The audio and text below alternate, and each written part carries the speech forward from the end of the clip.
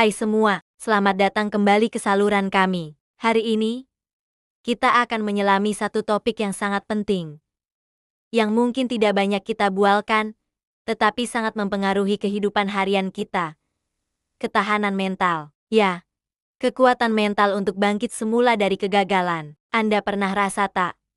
Bila dah usaha sungguh-sungguh, tapi hasilnya tetap tak seperti yang diharapkan. Rasa jatuh, kecewa, dan kadang-kadang rasa macam nak putus asa. Percayalah, Anda tak sendirian. Semua orang, dari usahawan berjaya hingga atlet juara dunia, pernah melalui fase ini. Apa yang membedakan mereka adalah cara mereka bangkit semula. Itulah yang kita panggil ketahanan mental. Jeti, apa sebenarnya ketahanan mental nih? Ia bukan bermaksud kita tak boleh rasa sedih atau kecewa. Salah tuh. Ia adalah tentang bagaimana kita proses emosi tersebut, belajar daripadanya, dan bergerak maju dengan lebih kuat.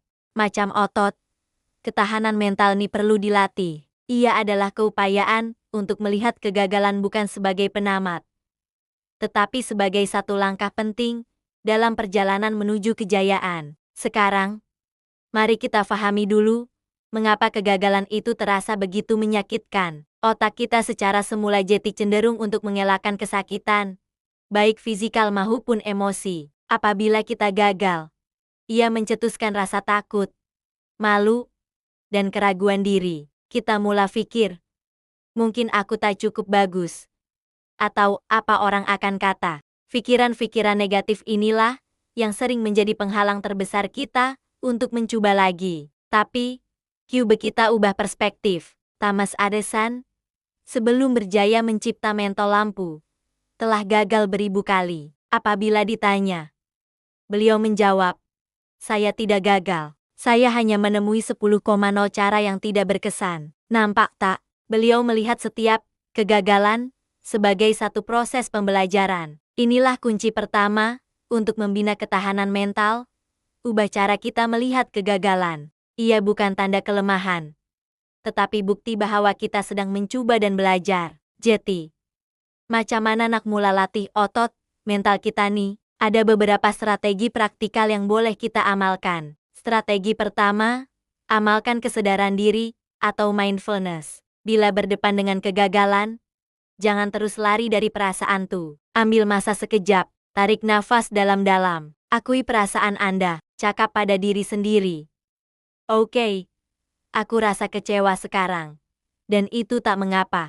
Dengan mengakui emosi, kita memberinya ruang untuk diproses, bukannya membiarkannya terpendam dan menjadi lebih parah. Ini membantu kita untuk tidak bertindak secara melulu berdasarkan emosi semata-mata. Strategi kedua, fokus pada apa yang boleh Anda kawal. Selepas mengalami kegagalan, kita seringkali terlalu memikirkan perkara di luar kawalan kita. Contohnya, kenapalah pasaran tiba-tiba berubah? Atau, kenapa dia tak pilih aku? Ini hanya membuang tenaga. Sebaliknya, alihkan fokus kepada soalan seperti, apa yang boleh aku belajar dari pengalaman ini? Atau apa langkah kecil yang boleh aku ambil sekarang untuk perbaiki keadaan? Dengan fokus pada tindakan yang boleh kita ambil, kita akan rasa lebih berdaya dan kurang rasa tidak bermaya. Strategi ketiga yang sangat berkesan adalah dengan membina sistem sokongan yang kuat. Manusia adalah makhluk sosial. Kita tidak dicipta untuk melalui semua cabaran hidup sendirian. Carilah kawan-kawan, ahli keluarga, atau mentor yang Anda percayai. Kongsikan pengalaman Anda dengan mereka. Kadang-kadang, dengan hanya meluahkan apa yang terbuku di hati, beban itu terasa lebih ringan. Orang di sekeliling kita juga boleh memberikan perspektif baru yang mungkin tidak kita nampak sebelum ini. Mereka boleh menjadi pembakar semangat bila kita rasa lemah. Jeti, jangan malu untuk meminta bantuan. Strategi keempat, tetapkan matlamat yang realistik dan pecahkannya kepada langkah-langkah kecil. Kadang-kadang, kita gagal karena matlamat kita terlalu besar dan tidak realistik dalam jangka masa pendek. Ini menyebabkan kita mudah rasa terbeban dan putus asa. Coba pecahkan matlamat besar itu kepada beberapa matlamat kecil yang lebih mudah dicapai. Setiap kali Anda berjaya mencapai satu matlamat kecil, Raikan kejayaan itu. Ini akan memberikan suntikan dopamin atau hormon gembira yang meningkatkan motivasi Anda untuk terus bergerak ke langkah seterusnya. Proses ini membina momentum positif.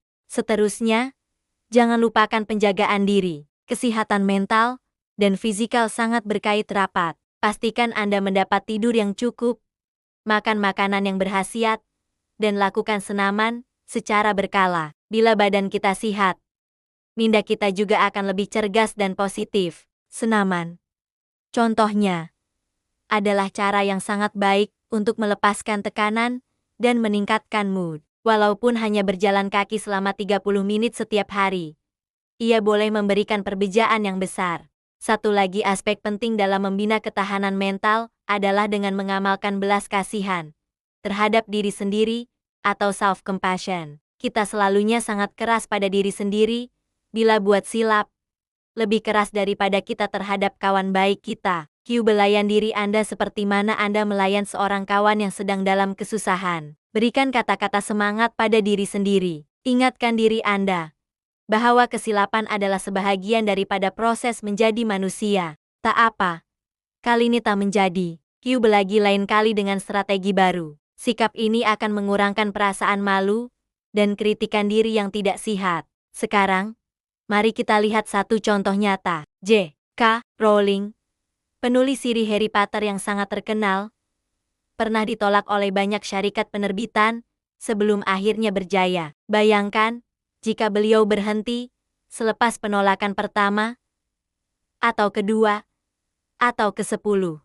Dunia tidak akan mengenali dunia sihir Hogwarts. Kegigihan beliau untuk terus percaya pada hasil kerjanya, walaupun berdepan dengan penolakan berkali-kali, adalah contoh ketahanan mental yang luar biasa. Kisah beliau mengingatkan kita bahwa penolakan dan kegagalan bukanlah penamat jalan. Jadi, sebagai kesimpulan, ingatlah bahwa kegagalan bukanlah lawan kepada kejayaan. Ia adalah sebahagian daripadanya. Membina ketahanan mental adalah satu perjalanan, bukan destinasi. Ia memerlukan latihan yang konsisten. Mari kita imbas kembali strategi-strategi tadi. Pertama, ubah cara pandang kita terhadap kegagalan. Kedua, amalkan kesadaran diri dan terima emosi kita. Ketiga, fokus pada apa yang boleh kita kawal. Keempat, bina sistem sokongan yang positif. Kelima, pecahkan matlamat besar kepada langkah-langkah kecil. Keenam, jaga kesehatan fisikal dan mental. Dan yang terakhir, amalkan belas kasihan terhadap diri sendiri. Setiap kali Anda jatuh, anggaplah ia sebagai peluang untuk belajar, menyesuaikan diri, dan bangkit dengan lebih bijak dan kuat.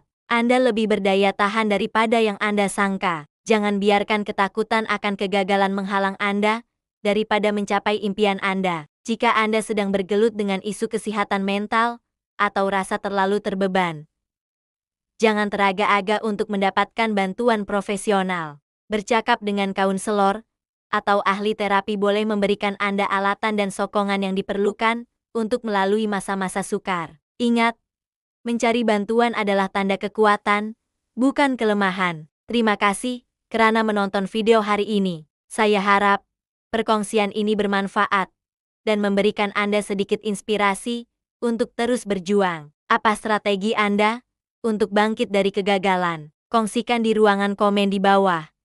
Mari kita saling belajar dan memberi inspirasi.